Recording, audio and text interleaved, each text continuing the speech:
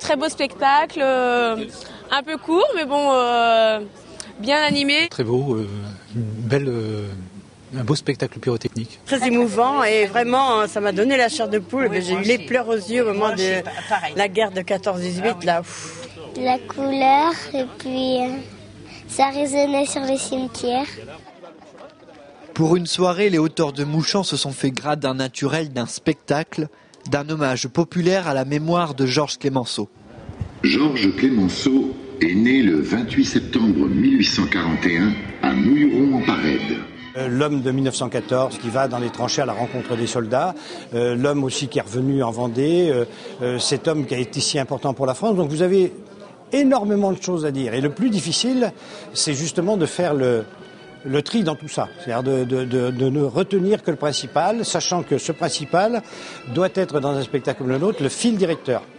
Donc ce fil directeur, il doit être sensible. Et il faut non pas seulement qu'il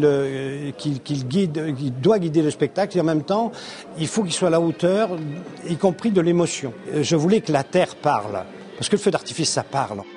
Une terre qui, tout comme le ciel, s'est embrasée au feu des artifices et des lumières pour mieux relater la vie du tigre. Le vieil homme moustachu, appuyé sur sa canne, enveloppé dans son long manteau, arpente la boue des tranchées. Je crois que c'est aussi pour les jeunes générations, avec les phrases, pour leur éducation, leur formation. Je crois que d'avoir accompagné par des lumières magnifiques, je crois que c'est un thème assez sympa. Un feu d'artifice exceptionnel tiré sur les lieux mêmes où s'élèvera en 2014 le futur mémorial de la Grande Guerre en souvenir des 22 000 Vendéens morts pour la France, un lieu de mémoire à quelques pas seulement du bois sacré où repose le Père la Victoire. À travers un parcours scénographique, on pourra vivre quelques instants de la Grande Guerre à travers des objets, à travers des affiches, tout un tas de choses qui permettront de ne jamais oublier.